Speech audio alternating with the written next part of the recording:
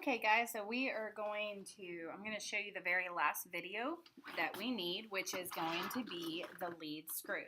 So the materials that you're going to need for the lead screw is you're going to need one large base plate, a small slide gear, two of the lead end pieces, then the actual lead gear, and then four of your large worms. Okay, then you'll also need the slide gear to go on the slide bar, as well as a 64 tooth gear and a standoff for your crank. Now other pieces, you're going to need a 3-inch shaft and then a 12-inch shaft. And the 12-inch shafts are actually going to be found in your large bucket where we keep most of your colored Vex equipment.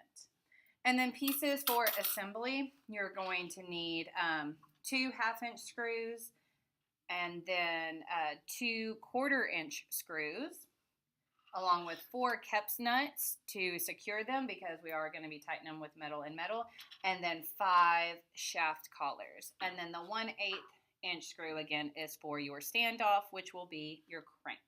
So those are all the materials that you are going to need for the lead screw. So the very first thing you need to do is set it up. And so you actually want to put your small slide gear on the edge of one of your base plates, and then take your 1/2-inch screws and screw them down.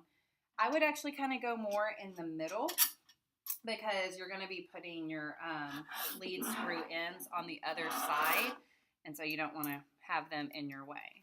So tighten them with your Kep's nuts. If you feel like you can't get them tight enough with your fingers, that's where your wrench is always going to come into play.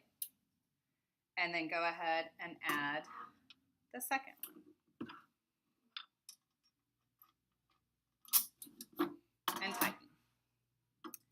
So once you have your slide bar attached to your base plate, all the way on the end, then the order of sequence is going to be very important. So that's nice and secure. It's not wiggling or moving. So the very first thing I need to do is I need to make sure that my slide gear, or my slide gear is actually on my slide bar before you add your end pieces. Because trust me, if you sit there and you secure these to the end, and you haven't added that slide gear, you're going to have to undo them and do it again. So I'm going to make sure that my first end piece is all the way against the edge, since that's how I have aligned it. And I'm going to get one of my 1/4-inch screws. And I see that that's actually not going to be long enough, so I'm going to switch out my 2 1/4-inch screws that I said earlier. So this means right now you need to go back to your material list that you wrote and change that. And I'm going to go with, let's see if a 1/2 works. It has to go all the way through the end cap, through the slide gear, and into the base. Okay, so that works. So I switched out the 2 1/4 ones for a 1/2. And that one actually seemed to be what I needed. So screw that on. Again, if you feel like you need to tighten it, then go ahead and get your wrench out. And remember, righty-tighty, lefty-loosey. Okay, my slide gear slid off. Wow, that's a tongue twister. So I'm going to put it back on. And then I'm actually going to go ahead and run my 12-inch shaft through here just so I can see about a good estimate of where I want to add my other piece. So I want to make sure that I have room enough for my crank and all my other pieces. So I feel like right about here will be good, just so I have space on either side. So I'm going to go ahead and take my other screw that I had switched out and slide that through.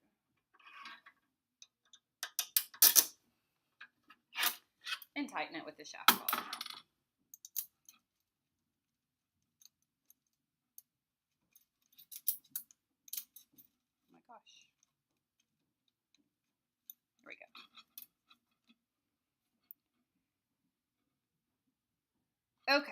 so now that I have my end pieces on there, and I will go back through and I'll tighten this one because I don't want it wiggling like that. I'm going to take my worm gears and I'm going to put all 4 of them on my shaft, but making sure that I do line them up, because you should have learned from the worm and wheel, it is extremely important how you put your worm gears together, because if you just throw them on there and not really make sure that the groove lines up, it can definitely affect the efficiency of your mechanism. So I'll make sure that you're taking the time to do that.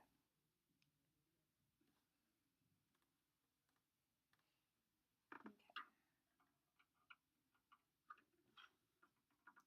And get all 4 of your worm gears on there. Double check your alignment on all 4 of them. Make sure that they're nice and smooth. And then push so that your shaft goes all the way through. And that you also have enough room to go through, okay? So I'm not done. I'm just trying to like pre-measure, because now I need to lock these down. So I'm actually going to slide this off so I can put a shaft collar on the other side of my worms, because I want to lock my worms into place. I don't want them to move, even though these were pretty tight.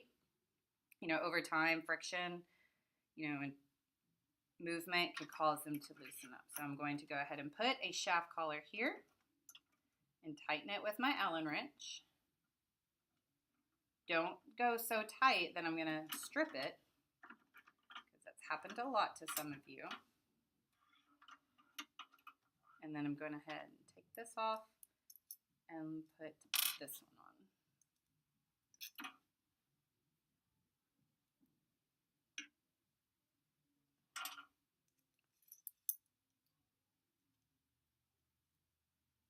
And notice I keep taking my shaft in and out, and that's fine for now because it helps me with the angle and the leverage that I need. But if you feel like you might forget, you can always leave it in there, okay?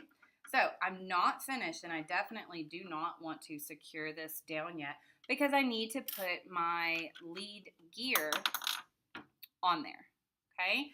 But before I do that, I need to also make sure that it is attached to my slide gear. So doing so, this can get very difficult. And I don't know if I actually did leave myself enough room. So I'm going to, yeah, I shouldn't have.